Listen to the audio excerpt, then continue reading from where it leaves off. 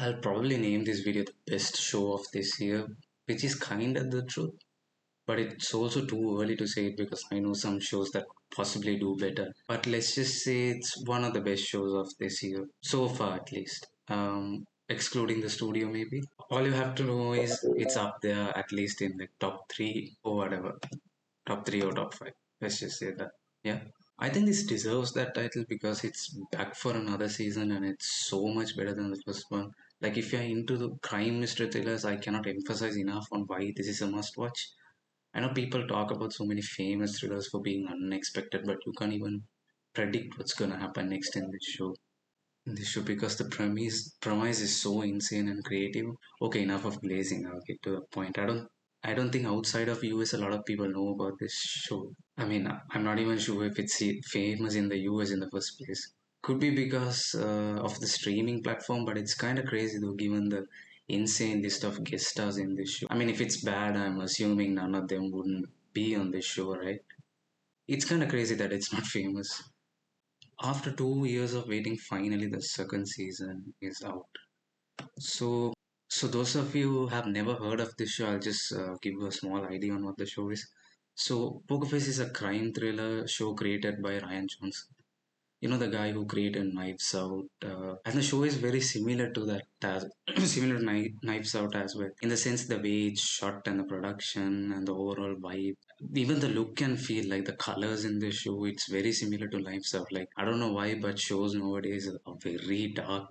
You can barely see what's going on. Like I shit you not, some of the action scenes I had to read the subtitles because I couldn't see what was on the screen. But this show is exactly the opposite. It's like a 80s movie, except it's in high quality. Like there are bright colors everywhere. It's really nice to look at. Anyway, that went off on a tangent. But the overall vibe is a bit similar to Knives Out, but the premise is very entirely different. If you have watched these old TV shows where they solve each different cases with every episode, it's a bit similar to that. That's the neat part of this show. You don't have to watch the first season to start the second season. I'll explain what are the things you need to know and maybe talk about one episode so you get an overall idea of the show. Poker Face starts with one character called Charlie Kale, played by Natasha Leon, who has a, I don't want to say a superpower, but a spawn advantage. Let's say that. Where she can tell when a person lies. Basically, she's like a human lie detector. She gets caught in some mafia business and she gets blamed for some gangster's murder. Who was gonna give her a way out of this whole gangster life? After this death, five gangster families are out to kill her, and she has been on the run ever since. This is how the first season ends.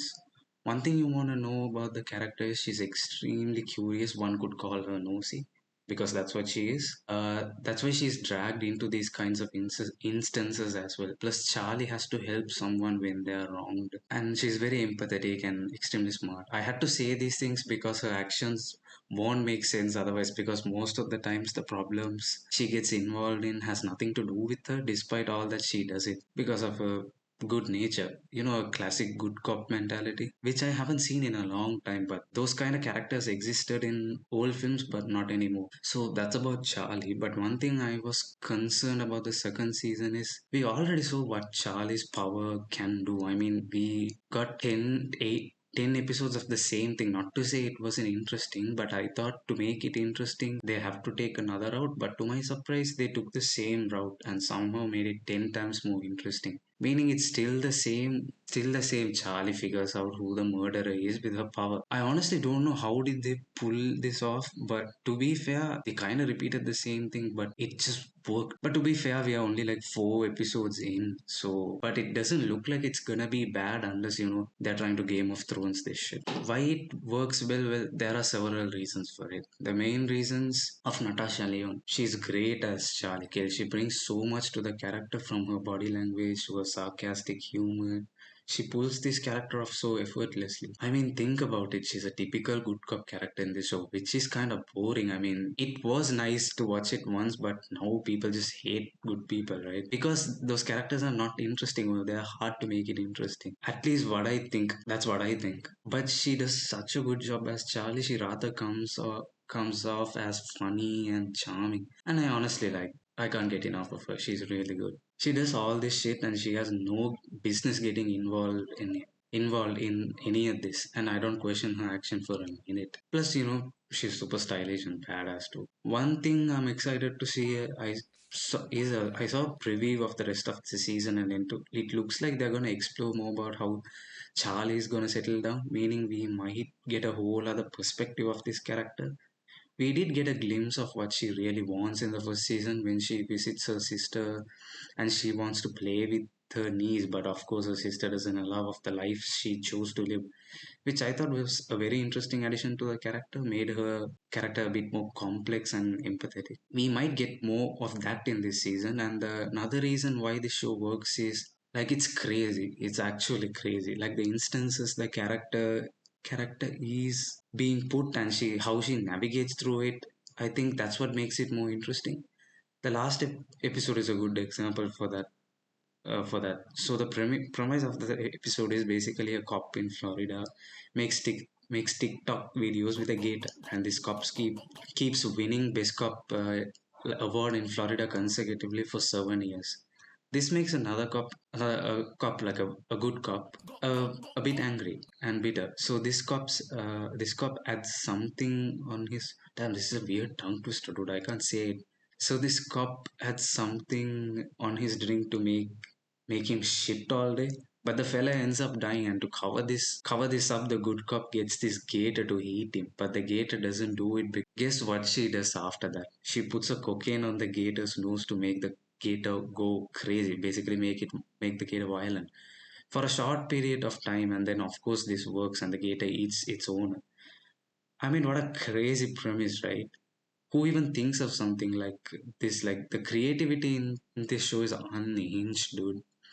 I haven't watched such a fun Florida Man episode before, so I really had fun with this episode. My dumbass thought it was a salt initially. Turns out it was meth. I don't know. My chemistry professor told me meth is supposed to be blue in color. So Charlie has to find out how this murder happened. How she find out, I'm not gonna tell you that. I want you to watch it for yourself. If you're even watching the video at this point, but for real guys, if you have to watch it, that's the only reason I have teased you with this gator story. I have no reason to tell you this story, but just hoping that at least one or two will watch this. So only 4 episodes out so far, and it's really good. But the whole mafia plot I told you, yeah, that's over.